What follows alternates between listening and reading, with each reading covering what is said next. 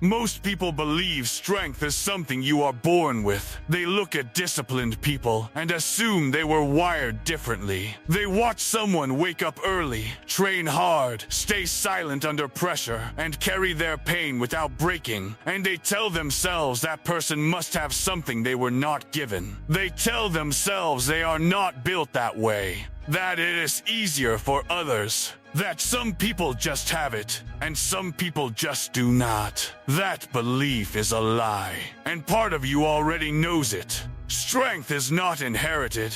It is not handed out at birth.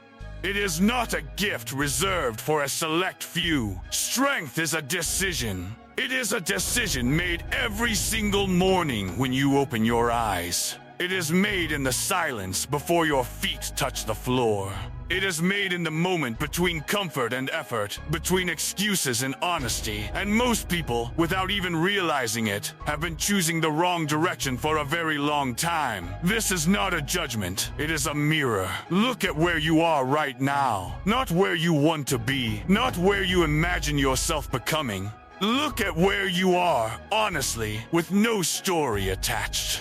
The habits you have repeated for years. The discipline you have put off until tomorrow. The version of yourself you promised you would become. The one still waiting, still patient, still watching you choose comfort over growth, day after day after day. How long has that version of you been waiting? Here is something worth sitting with. Weakness does not announce itself. It does not arrive suddenly one morning like a storm. It builds quietly, slowly, through 1,000 small choices. The snooze button pressed one more time. The difficult task avoided for another hour. The emotion reacted to instead of controlled. The hard conversation postponed. The excuse constructed so carefully, it almost sounds like reason. Weakness is not dramatic. It is patient. And it grows most powerfully in moments that feel completely insignificant.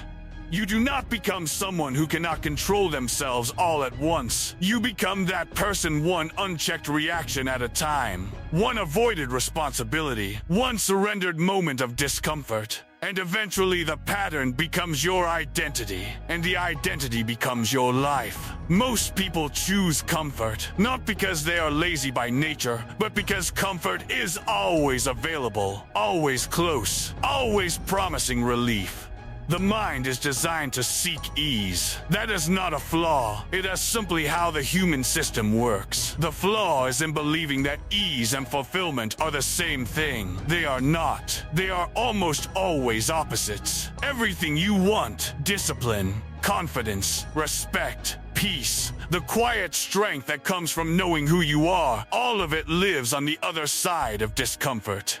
And discomfort requires a decision. Think about the role that procrastination has played in your life, not in the dramatic sense, not the large, visible failures. Think about the slow erosion, the small delays, the hours lost to distraction dressed as relaxation, the goals that never started because the right moment never arrived. Procrastination is not about time. It is about fear. Fear of failure, fear of effort, fear of discovering, after trying your hardest, that it was still not enough. And so the mind creates a safer option, to never fully try, and therefore never fully fail. It feels like protection. It functions like a prison. Laziness, too, is misunderstood. People think laziness is about not caring, but often, the most deeply unmotivated people care enormously. They carry enormous dreams. They feel the weight of what they want to become. What paralyzes them is not indifference. It is the distance between where they are and where they want to be. And when that distance feels too large, the mind chooses stillness over movement, comfort over confrontation. The dream is preserved, intact, untested forever.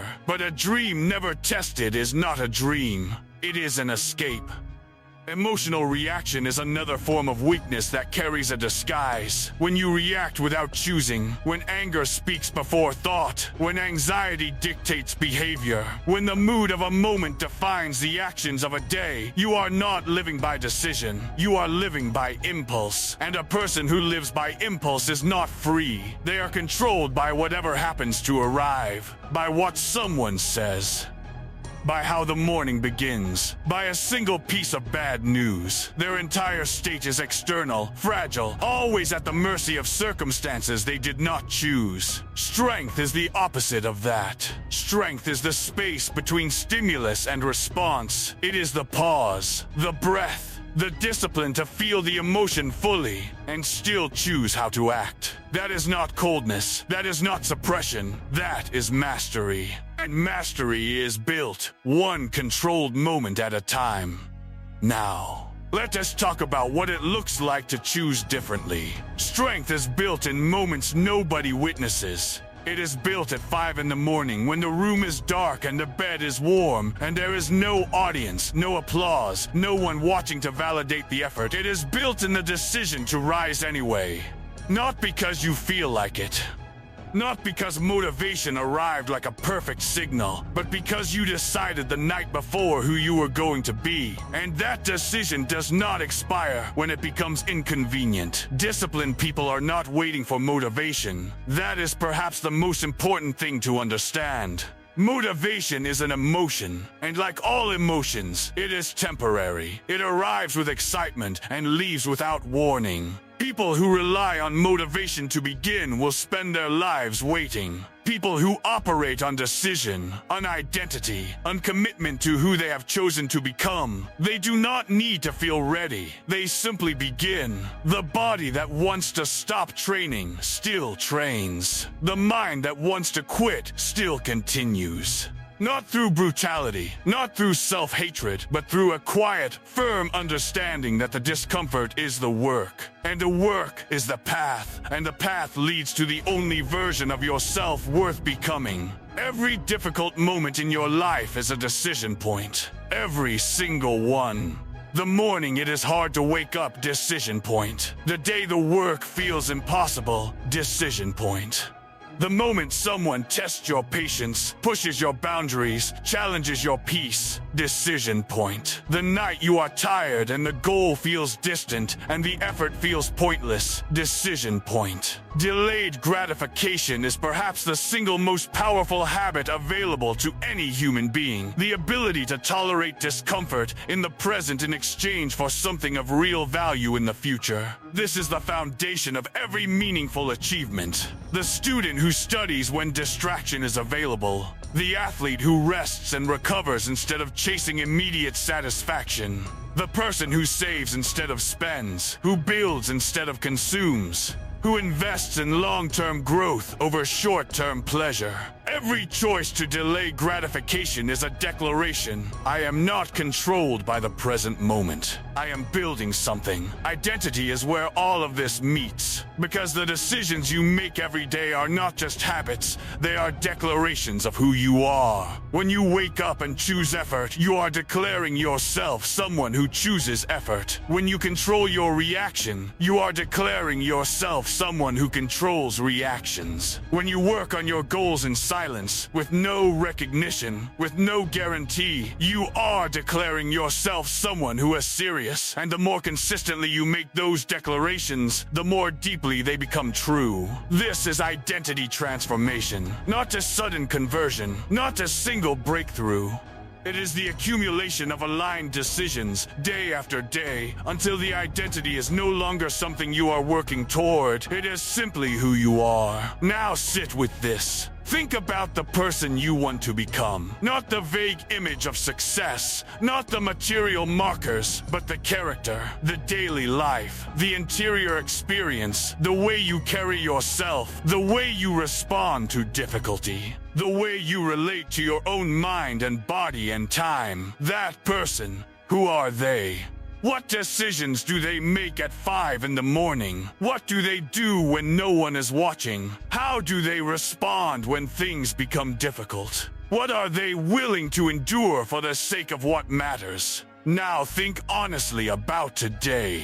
And ask yourself, simply and without self-pity, whether your decisions today are moving you toward that person or away from them. The gap between those two is not talent. It is not circumstance. It is not luck or timing or the particular hand you were dealt. The gap between who you are and who you want to become is a series of decisions that have not yet been made.